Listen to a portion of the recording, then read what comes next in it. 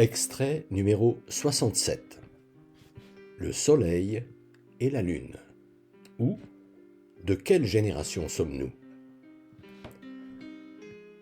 Après que Jésus ait dénoncé aux foules et à ses disciples l'hypocrisie et la vanité des pharisiens, de nos jours on dirait de ces hypocrites qui, lorsqu'ils détiennent quelque pouvoir, font croire qu'ils prennent souci de leur prochain mais n'en font rien, auquel il prédit 7 malheurs, il termina sa déclaration par ces mots. En vérité, je vous le dis, tout cela retombera sur cette génération. J'ai expliqué ailleurs que la Terre est en attente du moment où l'humanité aura atteint le niveau requis de pureté individuelle et d'altruisme pour passer de ce monde imparfait à cet autre monde parfait où ce seront les valeurs spirituelles divines, les valeurs saines dont nous avons été dotés à notre naissance, qui l'emporteront sur les pseudo-valeurs terrestres de la possession du pouvoir et du paraître que ce monde imparfait leur a substitué et nous offre pour tout horizon. Moment où nous verrons se réaliser ce qu'attend notre Créateur, l'être suprême, qui ne veut que notre bonheur.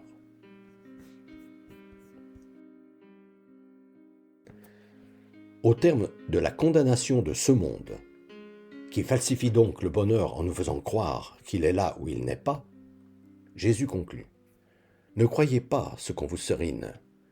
Tous ceux qui vous racontent ces histoires sont des menteurs, et les leurs qu'ils agitent devant vous sont si bien faits que même vous, qui êtes persuadés d'avoir entendu la parole de vérité que je vous ai apportée, vous vous y ferez prendre si vous n'êtes pas attentif, si vous ne veillez pas. Et d'appuyer ce qu'il vient d'affirmer par 2 images fortes.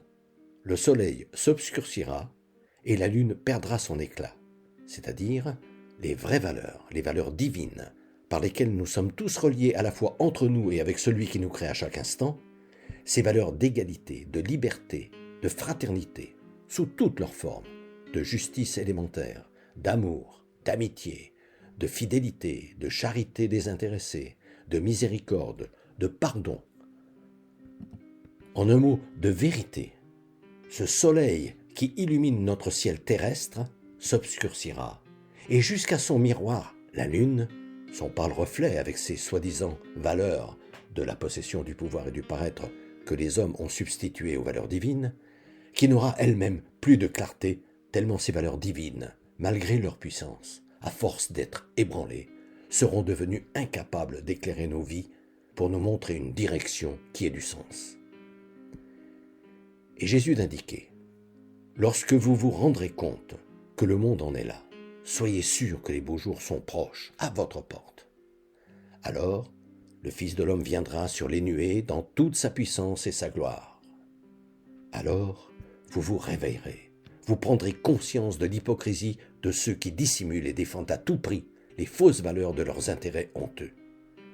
Et tous les élus rassemblés que vous êtes appelés à devenir, vous entendrez qu'il vous faut désormais cesser de les écouter.